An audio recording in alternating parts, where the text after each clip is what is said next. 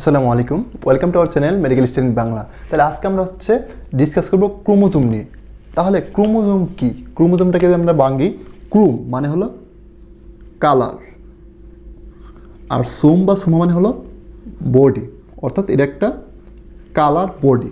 এবং ক্রোমোজোমটা কোথায় থাকে যদি আমরা দেখি, তাহলে এটা হচ্ছে আমাদের একটা সেল, এবং সেলের সেন্টারে থাকে হচ্ছে নিউক্লিয়াস, এবং এই নিউক্লিয়াসের ভিতরে হচ্ছে ক্রোমোজোমটা থাকে, এবং সে কী করে জেনেটিক ইনফরমেশনগুলো এতে স্টোর রাখে। তাহলে ক্রোমোজোমকে যদি আমরা বলি যে ক্রোমোজোম হচ্ছে একটা colour body situated in nucleus and contain genetic information. তাহলে এখন আমরা দেখব হচ্ছে ক্রোমোজোম ফরমেশন, বা কীভাবে ক্রোমোজোমটা ফরমেশন হয়। তাহলে ক্রোমোজোমটা ফরমেশন হয় ডিএনএ এবং হিস্টোন প্রোটিনের মাধ্যমে। তাহলে হিস্টোন প্রোটিনটা কি? হিস্টোন প্রোটিনটা হলো আমাদের বডির একটা বেসিক প্রোটিন। তাহলে আমাদের বডিতে 5 ধরনের হিস্টোন প্রোটিন আছে। কী কী? H1, H2A, H2B, H3 and H4। তাহলে এখানে H1টা হচ্ছে লিঙ্কার হিসাবে কাজ করে, আর এই যে বাকি 4টা হিস্টোন প্রোটিন এরা হচ্ছে ক্রোমোজোমটা ফরমেশন করে। তাহলে কীভাবে ফরমেশন হয়? তার প্রথম হচ্ছে এরকম 4টা হিস্টোন প্রোটিন, প্রত্যেকে 2টা করে, টোটাল 8টা। এই 8টা হিস্টোন প্রোটিন একসাথে মিলে তৈরি করে অক্টামারিক হিস্টোন কোর বা হিস্টোন বিট। তাহলে কী তৈরি করে? অক্টামারিক হিস্টোন কোর। তাহলে অক্টামারিক মানে কি? অক্টা মানে হলো 8। তাহলে এরকম 8টা হিস্টোন প্রোটিন একসাথে মিলে তৈরি করে একটা কোর, যেটাকে আমরা বলতেছি অক্টামারিক হিস্টোন কোর, বা এটাকে আমরা বলি হিস্টোন বিট। অর্থাৎ এই 8টাকে একসাথে দেখতে একটা কুড়ির মতো লাগে, একটা কুড়ির মতন দেখতে লাগে, এই জন্য এটা বলি হিস্টোন বিট। তাহলে হিস্টোন বিটটা তৈরি হলো কেমনে? এর প্রত্যেকে 2টা করে, টোটাল 8টা মিলে তৈরি হলো অক্টামারিক হিস্টোন কোর। তাহলে আমরা এখানে দেখতে পাচ্ছি 3টা হিস্টোন কোর। তারপর তৈরি হবে কি? নিউক্লিওজোম। তাহলে নিউক্লিওজোমটা কি? আমরা যদি দেখি যে নিউক্লিওজোমটা কি, নিউক্লিওজোম হলো ডিএনএ প্লাস হিস্টোন প্রোটিন। তাহলে নিউক্লিওজোম ইজিক্যাল টু কি? DNA plus histone protein. তাহলে কীভাবে এটা ফরমেশন হয়? আমাদের যে হিস্টোন প্রোটিনগুলো আছে, এই হিস্টোন প্রোটিনগুলোকে কী করে ডিএনএ হচ্ছে যে ডিএনএ যে ডাবল স্ট্যান্ড, সে হচ্ছে এভাবে অ্যাটাচ করে। তাহলে অ্যাটাচ হলে সেটা হয়ে যাবে কি? অক্টামারিক, এগুলো হচ্ছে নিউক্লিওজোম। তাহলে এখানে 3টা নিউক্লিওজোম তৈরি হবে। পরবর্তীতে কী হবে? এই নিউক্লিওজোমটা অনেকগুলো নিউক্লিওজোম একসাথে মিলে তৈরি করবে পলিনিউক্লিওজোম স্ট্রিং। তাহলে এই প্রত্যেকটা নিউক্লিওজোম ইউনিট, এক একটা নিউক্লিওজোম ইউনিট, এটাকে বলতেছে নিউক্লিওজোম ইউনিট। এই নিউক্লিওজোম ইউনিটগুলো কী করবে? একসাথে মিলে তৈরি করবে পলিনিউক্লিওজোম ইউনিট। পলি মানে কি? অনেকগুলো। তাহলে এই পলিনিউক্লিওজোম ইউনিটগুলো কী করবে? একটার সাথে একটা লিঙ্কিং হবে, তো তৈরি করবে কি? একটা পলিনিউক্লিওজোম স্ট্রিং। এবং এখানে যে লিঙ্কিং হিসেবে কাজ করবে কে? H1 প্রোটিনটা। তো এই H1 প্রোটিনটাকে আমরা কি বলি? লিঙ্কার। এটাকে আমরা বলি লিঙ্কার। সে কী করবে? এই যে নিউক্লিওজোম ইউনিটগুলোকে একসাথে লিঙ্ক করবে এবং তৈরি করবে কি? পলিনিউক্লিওজোম স্ট্রিং। পলিনিউক্লিওজোম স্ট্রিং। তাহলে আমরা কী পেলাম? প্রথম হচ্ছে অক্টামারিক হিস্টোন কোর। এই হিস্টোন কোরগুলোর সাথে কী করবে? ডিএনএ ডাবল হেলিক্সের যে 2টা স্ট্যান্ডগুলো ইনসার্কেল করবে, করে তৈরি করবে কি? পলিনিউক্লিওজোম স্ট্রিং। তারপর এই পলিনিউক্লিওজোম স্ট্রিংটা কী হবে? সুপার কোয়েলড হবে, অর্থাৎ ফোল্ডিং হবে। ফোল্ডিং হয়ে তৈরি করবে কি? তৈরি করবে ক্রোমাটিন। এই ক্রোমাটিনকে আমরা মাইক্রোস্কোপের নিচে দেখতে পারি না, অর্থাৎ এটাকে আমরা মাইক্রোস্কোপের নিচে দেখতে পারি না। তো এই ক্রোমাটিনটা কী হবে? পরবর্তীতে আরও 100 টাইম ফোল্ডিং হবে, অর্থাৎ 100 গুণ ফোল্ড হবে। তো তখন সেটাকে কী বলবো আমরা, তখন সেটাকে আমরা বলবো ক্রোমোজোম। তখন সেটা আমরা বলবো ক্রোমোজোম, সেটাকে আমরা বলবো ক্রোমোজোম। অর্থাৎ ফর্মেশন অফ ক্রোমোজোম বা ক্রোমোজোমের ভিতরে ডিএনএটা কীভাবে থাকে, অর্থাৎ organisation of DNA in chromosome বা ফর্মেশন অফ ক্রোমোজোম দুইটাই সেম। তাহলে এটা কীভাবে হয়, এটা হচ্ছে 5টা ধাপে হয়। কী কী? প্রথমে হচ্ছে অক্টামারিক হিস্টোন কোর বা হিস্টোন বেড তৈরি হবে। তারপর কী হবে, তারপর হচ্ছে নিউক্লিওজোম তৈরি হবে, অর্থাৎ হিস্টোন প্রোটিনের সাথে ডিএনএটা মিলে তৈরি করবে নিউক্লিওজোম। তারপর কী হবে, সবগুলো নিউক্লিওজোম একসাথে ডিএনএ লিঙ্কার প্রোটিন বা H1-এর মাধ্যমে লিঙ্কিং হয়ে তৈরি করবে কি পলিনিউক্লিওজোম স্ট্রিং। এই পলিনিউক্লিওজোম স্ট্রিংটা কী করবে, সুপার কয়েল হয়ে তৈরি করবে ক্রোমাটিন। 4 নম্বর হচ্ছে ক্রোমাটিন। এই ক্রোমাটিনটা হচ্ছে সেল ডিভিশনের সময় কী হবে, আরও 100 গুণ বেশি ফোল্ডিং হবে, তখন তার নাম হয়ে যায় ক্রোমোজোম। এই ক্রোমোজোমটা হচ্ছে আমরা মাইক্রোস্কোপের নিচে দেখতে পারি এবং তাকে যদি আমরা স্টেনিং করি সে হচ্ছে স্টেইন নেই, এই জন্য এটা দেখতে কালার হই। তো আমরা বলছিলাম যে ক্রোমোজোম মানে হলে কি কালার বডি, এই জন্য এই ক্রোমোজোমটা স্টেনিং নেই, ফলে এটার নাম হয়ে যায় ক্রোমোজোম। তাহলে 5 নাম্বারটা হচ্ছে ক্রোমোজোম। তাহলে এইভাবে হচ্ছে একটা ক্রোমোজোম ফর্মেশন হয়। তারপর আমরা দেখবো হচ্ছে কম্পোনেন্ট। তাহলে এবার আসো কম্পোনেন্ট। তাহলে কম্পোনেন্ট গেলে আমরা কী কী পেলাম, কম্পোনেন্ট হচ্ছে নিউক্লিক অ্যাসিড যেটা হচ্ছে ডিএনএ থাকবে, তারপর হচ্ছে প্রোটিন অর্থাৎ হিস্টোন প্রোটিনগুলো কি H1, H2, H2B, H3, H4 এবং কিছু এনজাইম থাকবে যেটা হচ্ছে ডিএনএ পলিমারেজ, আরএনএ পলিমারেজ। তো ডিএনএ পলিমারেজ এনজাইমের কাজ কি, পরবর্তী আমরা ডিএনএ রেপ্লিকেশনে এটা হেল্প করবে এবং আরএনএ পলিমারেজ কি পরবর্তী ট্রান্সক্রিপশনে হেল্প করবে, অর্থাৎ মেসেঞ্জার আরএনএ তৈরিতে হেল্প করবে। তাহলে এই এনজাইমগুলো কোথায় থাকে, এগুলো হচ্ছে ক্রোমোজোমের ভিতরে থাকে। তারপর দেখবো হচ্ছে আমাদের যে প্রপার্টিস, অর্থাৎ ক্রোমোজোমে কী কী প্রপার্টিস আছে। তাহলে ক্রোমোজোমের 1 নাম্বার যে প্রপার্টিস সেটা হলো কি কন্টেইন কালার, অর্থাৎ সে কী করে, তাকে যদি আমরা স্টেনিং করি সে হচ্ছে কালারটা কন্টেইন করতে পারে। তারপর হচ্ছে কন্টেইন হেরিডিটরি ম্যাটেরিয়ালস বা জেনেটিক ইনফরমেশন, অর্থাৎ আমি আগে বলছিলাম যে আমাদের ক্রোমোজোমের ভিতরে কী করে সবগুলা যে জেনেটিক ম্যাটেরিয়াল সে হচ্ছে ক্রোমোজোমের ভিতরে স্টোর থাকে। তারপর হচ্ছে রেপ্লিকেশন, রেপ্লিকেবল, অর্থাৎ আমাদের ক্রোমোজোমটা কী করে রেপ্লিকেশন করতে পারে, অর্থাৎ অনুলিপন করতে পারে। সেটা হচ্ছে আমরা ডিএনএ রেপ্লিকেশন যখন দেখবো পরবর্তী পার্টে, তখন সেখানে রেপ্লিকেশন নিয়ে আমরা ডিসকাস করবো। তারপর হচ্ছে কি মিউটেশন, মিউটেশন অর্থাৎ আমাদের এই ক্রোমোজোমগুলো কী করে মিউটেশন করতে পারে, অর্থাৎ তার যে স্ট্রাকচারাল চেঞ্জ বা তার নাম্বার চেঞ্জ করে সে মিউটেশন করতে পারে। তারপর হচ্ছে ভেরিয়েশন, ভেরিয়েশন আমাদের এই ক্রোমোজোমটা হচ্ছে বিভিন্ন সময় বিভিন্নটা হতে পারে, যেমন মানুষের হচ্ছে 46টা, তারপর হচ্ছে গরু এবং ছাগলে তাদের হচ্ছে 60টা করে থাকে, কবুতরে 80টা, অর্থাৎ বিভিন্ন প্রাণীতে তারা বিভিন্ন সংখ্যা থাকতে পারে। তো তারা হচ্ছে দুই থেকে এর মতন থাকতে পারে, অনেকগুলা হইতে পারে। তো এই ক্রোমোজোম হচ্ছে, এগুলো হচ্ছে ক্রোমোজোমের প্রপার্টিস। তারপর দেখবো হচ্ছে আমরা ক্রোমোজোমের স্ট্রাকচার, অর্থাৎ একটা ক্রোমোজোম দেখতে কীরকম।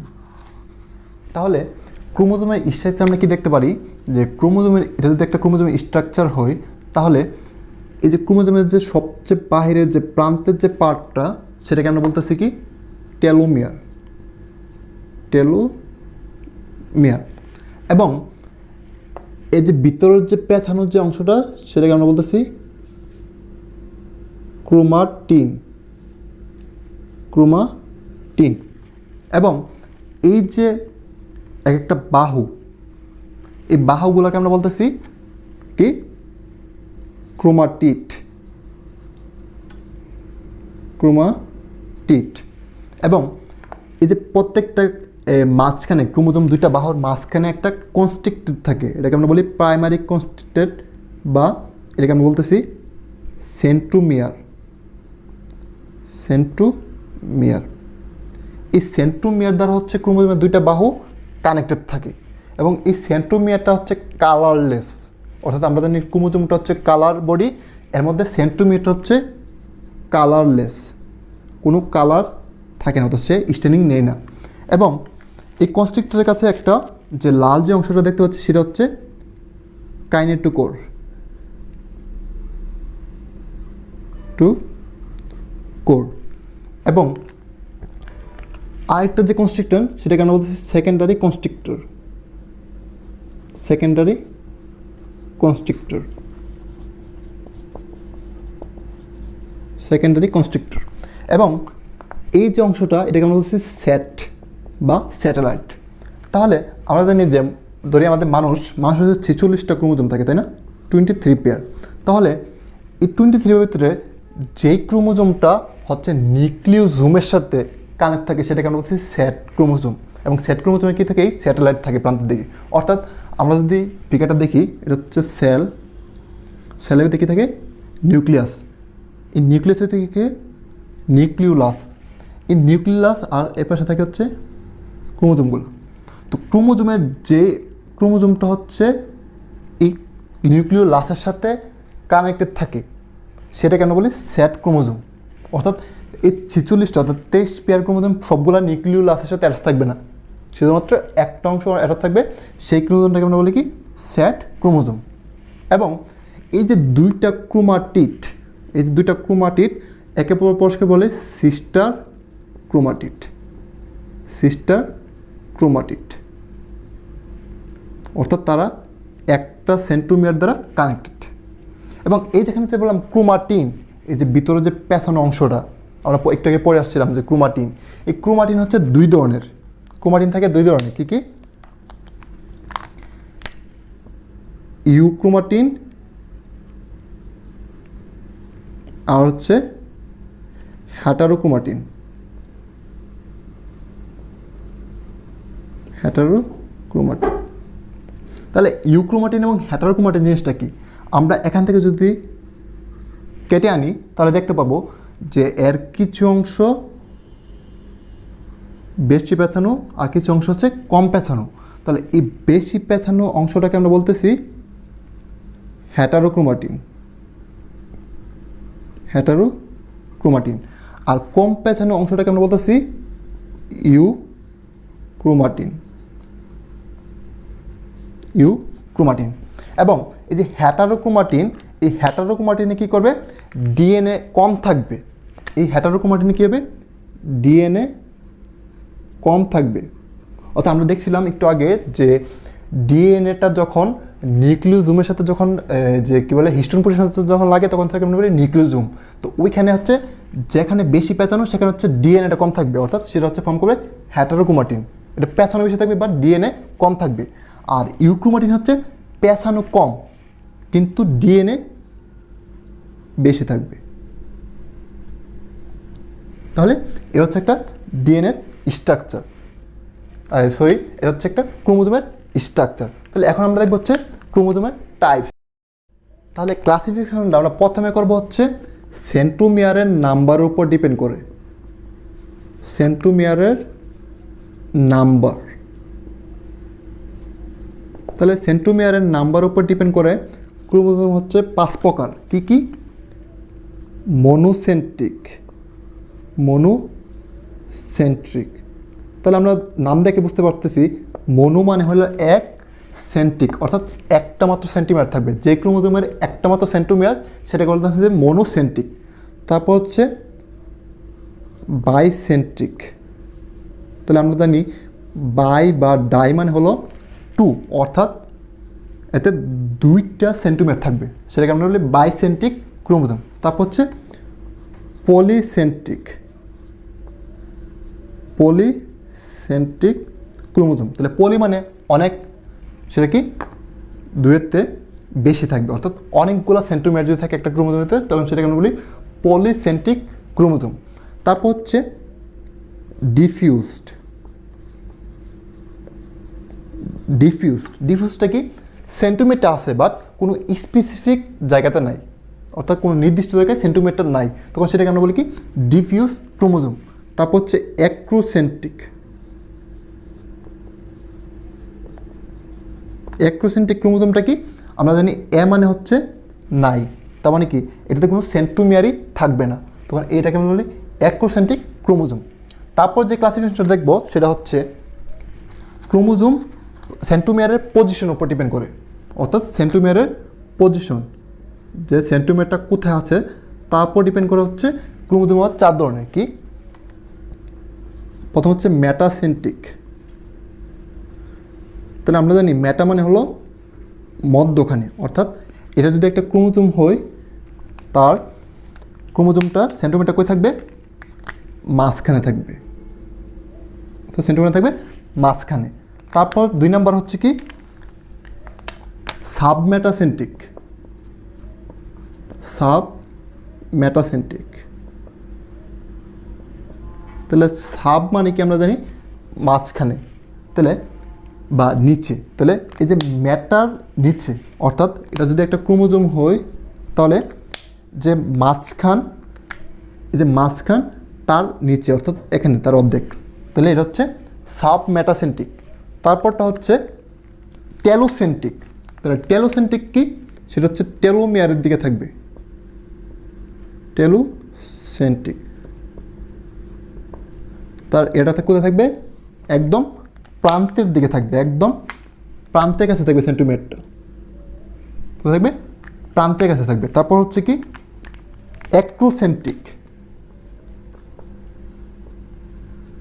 অ্যাক্রোসেন্ট্রিক, তাহলে অ্যাক্রোসেন্ট্রিকটা কি? সে হচ্ছে উপপ্রান্ত, অর্থাৎ প্রান্তের একটু উপরে থাকবে।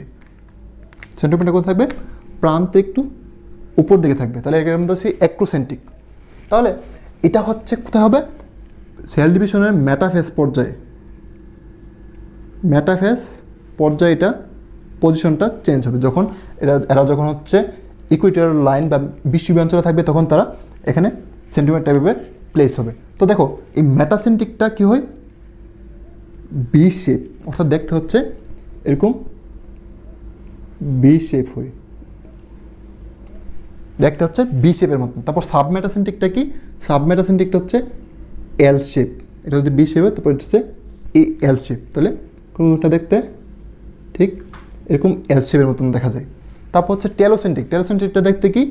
সে হচ্ছে এরকম আই, অর্থাৎ আয়ের মতন দেখতে হয়। আর অ্যাক্রোসেন্ট্রিকটা হচ্ছে কি? সে হচ্ছে জে এর মতন, অর্থাৎ উল্টা জে। দেখো উল্টা জে এর মতন দেখতে দেখা যায়,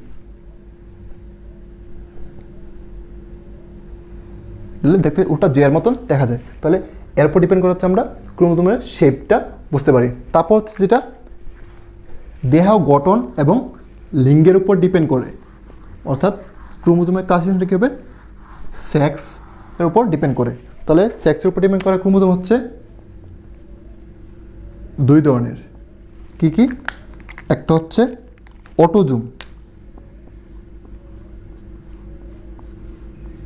অটোজোম, তা আমরা জানি আমাদের মানবদেহে 46টা ক্রোমোজোম আছে বা 23 পেয়ার। তো এর মধ্যে 22 পেয়ার্স বা 44টা হলো অটোজোম, যারা কি করে? আমাদের বডি ফর্মেশন করে বা দেহ গঠনে হেল্প করে। আর বাকি যে 2টা সেটা হচ্ছে কি সেক্স ক্রোমোজোম। তাহলে সেক্স ক্রোমোজোম কী করে? আমাদের যে জননে হেল্প করে। তাহলে এরা কি এক্স এবং ওয়াই। তো আমরা জানি যে এই এক্স যদি 2টা থাকে, যার বডি সে হচ্ছে ফিমেল, সে হচ্ছে ফিমেল। আর যদি এক্সের সাথে যদি ওয়াই আসে তাহলে সে হচ্ছে মেল। তাহলে এভাবে হচ্ছে আমাদের যে সেক্সিংটা আমরা বুঝতে পারি যে এটা কি ছেলে নাকি মেয়ে হবে, এই ক্রোমোজোমের উপর ডিপেন্ড করে। তো এখন আমরা সর্বশেষ একটা জিনিস দেখব, যে কনফিউশন জিনিস, যে জিনিসটা আমরা সবাই কনফিউজড হয়ে যায়, সেটা কি? সেটা হলো 3টা টার্ম। কি কি? ক্রোমাটিন, ক্রোমাটিন, তারপর হলো কি ক্রোমোজোম, আর হলো ক্রোমাটিড। ক্রোমাটিড, তাহলে 3টার পার্থক্যটা কি, বা 3টার সাথে একটার সাথে কীভাবে রিলেটেড? তা দেখো ক্রোমাটিনটা হলো উইথ এ ডিএনএর ডাবল স্ট্যান্ডটা যখন নিউক্লিওজোমের সাথে লাগছিল তখন সেটা ছিল কি নিউক্লিওজোম। তো নিউক্লিওজোম স্ট্রিংগুলো যখন একসাথে ফোল্ডিং হয়েছিল তখন সেটাকে আমরা বলছিলাম ক্রোমাটিন। অর্থাৎ এই যে ফোল্ডিং যে পার্টটা সেটাকে আমরা বলছিলাম ক্রোমাটিন। তারপর এই ক্রোমাটিনটা যখন সেল ডিভিশনের সময় কী হয়েছিল, আরও 100 গুণ ফোল্ডিং হয়েছিল, তখন সেটা একটু মোটা এবং মাইক্রোস্কোপের নিচে সেটা আমরা দেখছিলাম। তো এটাকে আমরা বলতেছি কি, ক্রোমোজোম। আর সেল ডিভিশনের মেটাফেজ পর্যায়ে কী হবে, এই যে ক্রোমোজোমটা তার সেন্ট্রোমিয়ার ব্যতীত লম্বালম্বী অর্থাৎ উলম্বভাবে কী করবে, ডিভাইড হয়ে যাবে, ভাগ হয়ে যাবে এবং তৈরি করবে অপত্য ক্রোমাটিড বা ডটার ক্রোমাটিড। তাহলে এটাকে আমরা বলতেছি ক্রোমাটিড। তাহলে ক্রোমাটিন, ক্রোমোজোম আর ক্রোমাটিড, অর্থাৎ এই বাহুগুলো যখন ভাগ হয়ে যাবে তখন আলাদা হয়ে যাবে, তখন সেই কারণে ক্রোমাটিড। তাহলে আশা করি এই তিনটার ভিতরে তোমাদের কারো কোনো সমস্যা হবে না ইনশাল্লাহ। তাহলে এই ছিল ক্রোমোজোম নিয়ে আমাদের ডিসকাশন। তো আশা করি সবার ভিডিওটি ভালো লেগেছে। তো সবাইকে অনেক ধন্যবাদ আমাদের ভিডিওটি দেখার জন্য। আসসালামু আলাইকুম।